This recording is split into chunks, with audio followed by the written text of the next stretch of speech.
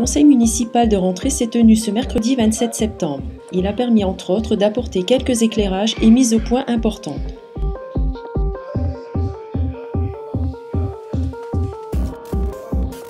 Situé en plein cœur de l'agglomération, sur un site d'une quarantaine d'hectares entre la 16, la pénétrante de Dunkerque et Téteghem, un nouveau quartier à Coudekerque-Branche sortira enfin de terre.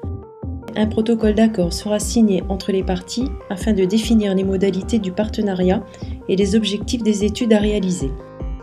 10 ans de combat validés ce soir en conseil municipal à une large majorité. Eiffage, la communauté urbaine de Dunkerque, la ville de Coudekerque-Branche, le groupe Imochamp, S3D, tous ensemble dans un protocole d'accord pour développer avant la fin de l'année 2018 un plan complet d'aménagement du 6e quartier de Coudekerque-Branche qu'on appelle aussi la ferme aux Jésuites. Il changera de nom, je vais demander aux concitoyens leur avis. Comment veulent-ils que leur nouveau quartier de Coudekerque-Branche s'appelle, qui mêlera activité économique, artisanale, commerciale et logement. Un vrai nouveau projet complet pour notre commune de Coudekerque-Branche. J'en suis très fier. Quelques années bien sûr pour que les premières habitations et les premières structures sortent de terre, mais la signature de ce protocole aujourd'hui est la première pierre d'une longue série. Après un article de presse controversé cet été, une étude statistique et qualitative a été menée sur la résidence Yvon Duval.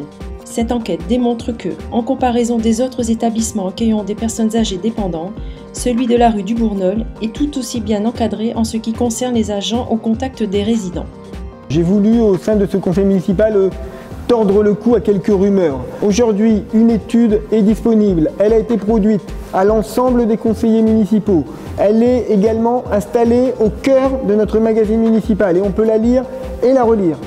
L'EHPAD de Coudekerque-Branche n'est ni pire, ni bien meilleur qu'un autre EHPAD. Il est confronté, comme tous les EHPAD publics, aux baisses de financement, mais il est en termes d'encadrement largement dans la moyenne départementale et même sur certains postes, comme les aides-soignantes, nous avons privilégié d'avoir plus d'aides-soignantes que d'administratifs, voire même en termes d'animation, nous sommes le seul EHPAD à bénéficier de 3 animateurs qui travaillent sur 7 jours. Afin de soutenir le commerce de proximité, le 2e salon Coudekerque J'achète est organisé les samedis 14 et dimanche 15 octobre 2017 à l'espace Jean Villard. Ce rendez-vous symbolisera une nouvelle fois le soutien de la municipalité aux commerçants et artisans de la commune. Le conseil municipal a donné son accord concernant la réalisation d'une tombola proposée aux visiteurs et dotée de nombreux lots, notamment un vélo électrique offert par la CCI et l'Unique, ou encore un week-end dans un parc d'attractions et des bons d'achat. Le gouvernement a annoncé cet été le gel de la plupart des contrats aidés, cofinancés par les employeurs et l'État. La ville et le CCAS totalisent 28 personnes en contrat aidé, dont 17 ont plus de 50 ans. Ces hommes et femmes effectuent des missions très utiles à la collectivité.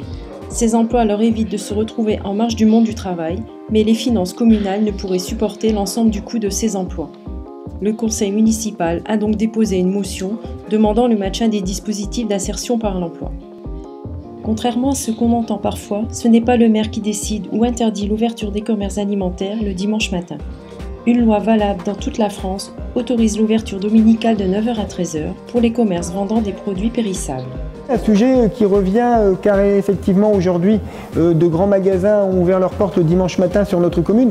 Je tiens à préciser que la loi établie par le nouveau président Macron lorsqu'il était encore ministre de l'économie ne permet plus aux maires de décider si les magasins ont le droit d'ouvrir ou non le dimanche. Ils ouvrent sans l'autorisation du maire. Je tiens à le dire car là aussi j'entendais trop souvent le maire a validé l'ouverture du dimanche. Loin de là, je défends le commerce de proximité. Il y a une délibération en conseil municipal sur le soutien au commerce de proximité et en aucun cas je n'ai validé d'ouverture le dimanche. Ça n'est plus de mon ressort depuis la loi dite Macron.